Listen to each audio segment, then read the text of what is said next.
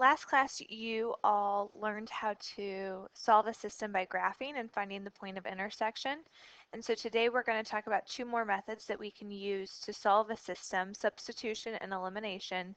And they don't require a graph, which is what's nice about them. We don't have to graph these lines. We can just solve what we call algebraically. So our first method is substitution.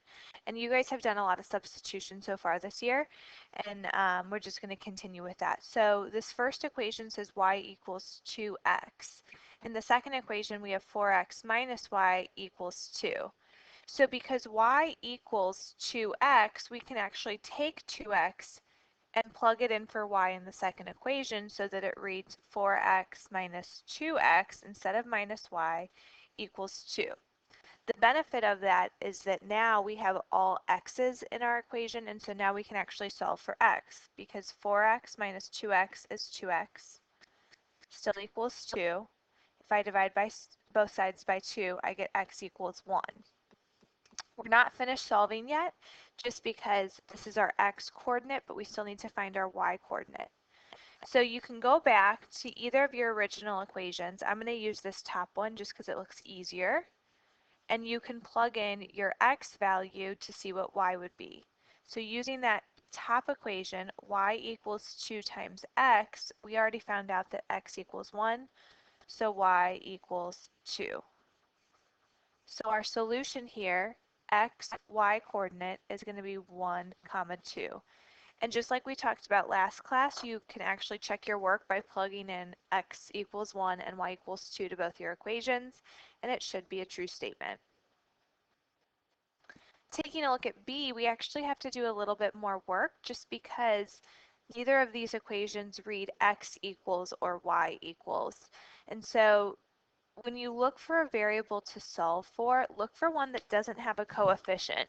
And what I mean by that is a number out in front. So right here, this y would be really easy to solve for because all I would have to do is add the 3x over. So I'm going to choose to solve for that y and rewrite this equation. If I add 3x over, it would be y equals 3x minus 3. So now that it reads y equals, I can take 3x minus 3 and I can plug it in for y in the second equation.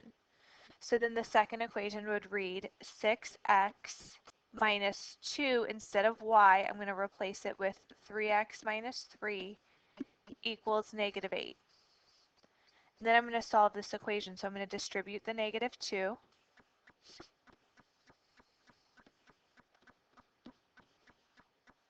And I get 6x minus 6x, which is just 0. Those would cancel each other out. And then I get 6 equals negative 8. Well, 6 does not equal negative 8. That's a false statement. So this would be a no solution situation.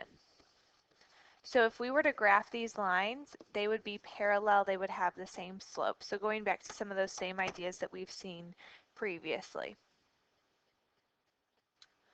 On C, you're going to solve for a variable again. That's how we always start with substitution.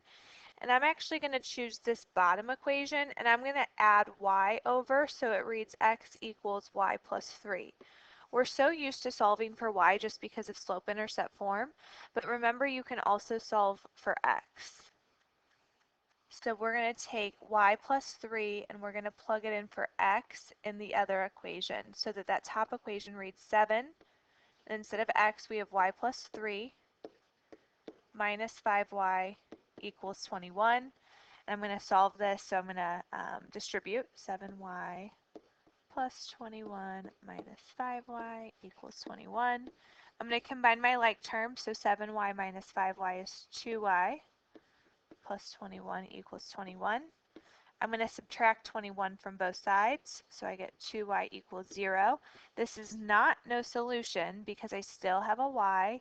So if I divide both sides by 2, I get y equals 0. So that's my first coordinate that I found the y value.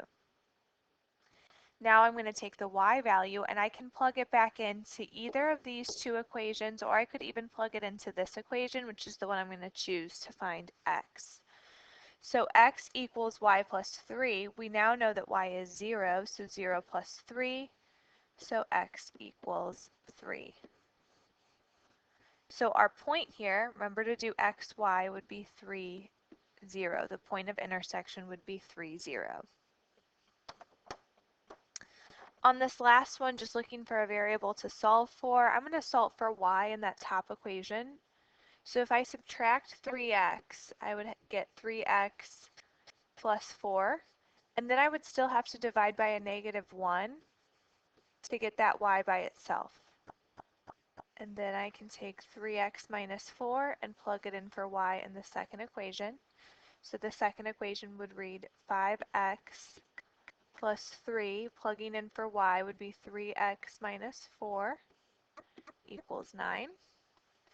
And then I'm going to distribute the 3, so I get 5x plus 9x minus 12 equals 9.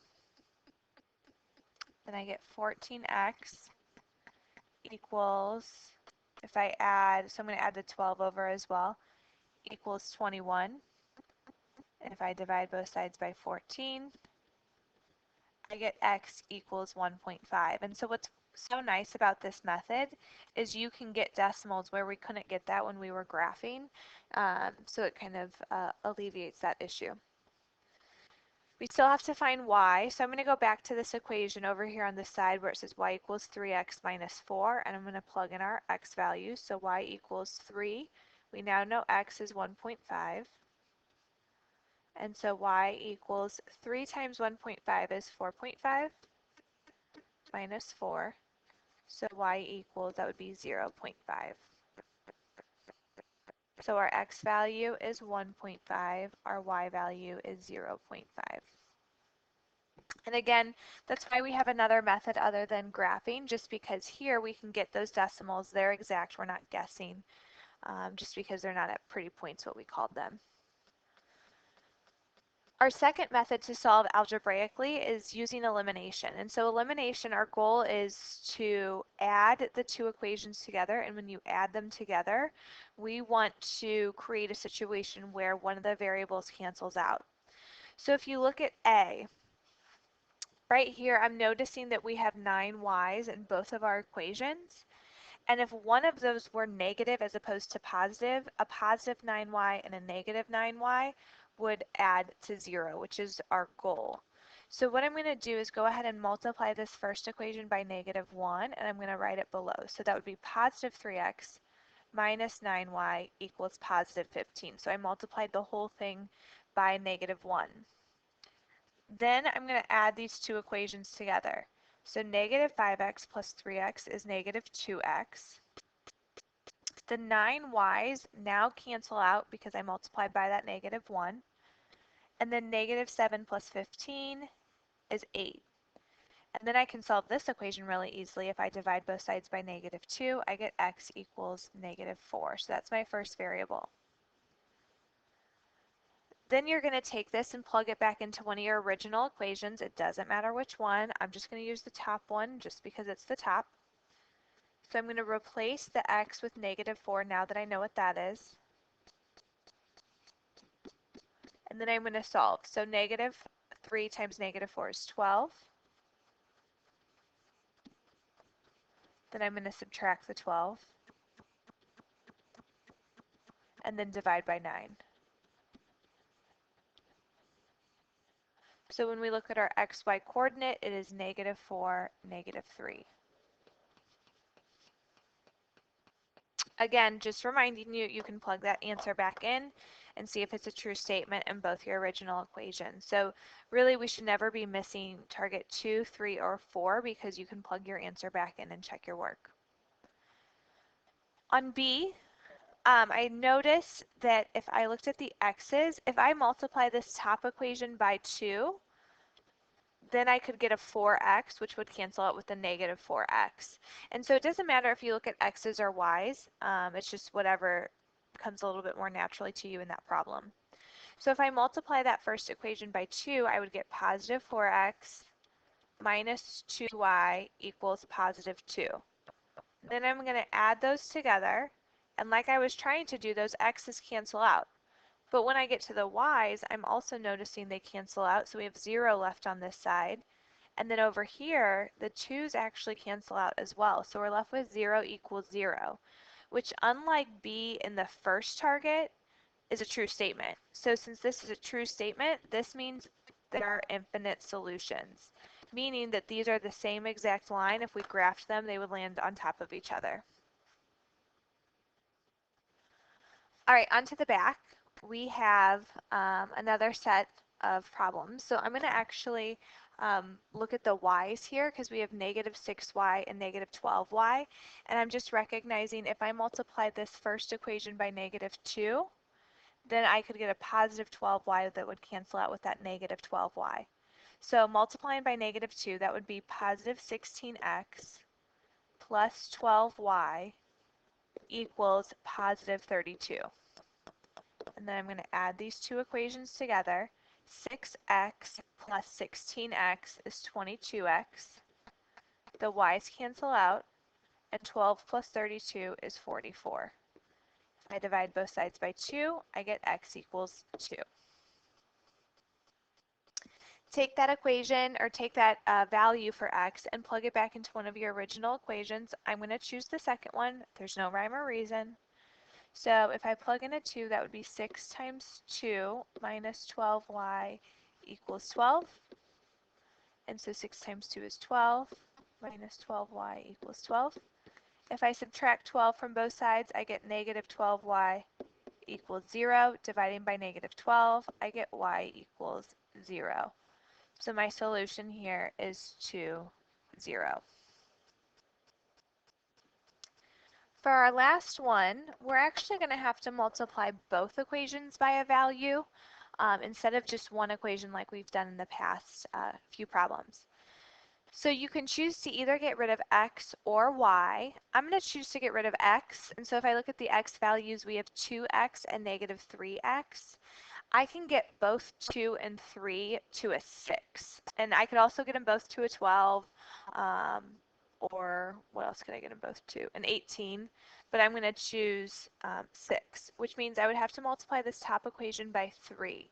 So there's the 6x I was looking for, minus 15y equals, that would be negative 90. This bottom equation, I'm going to multiply it by 2, so that we get a negative 6x. That would be plus 4y equals 2. And then I'm going to add those two equations together. The x's will cancel out, which is what I was aiming for. This would give me negative 11y equals negative 88.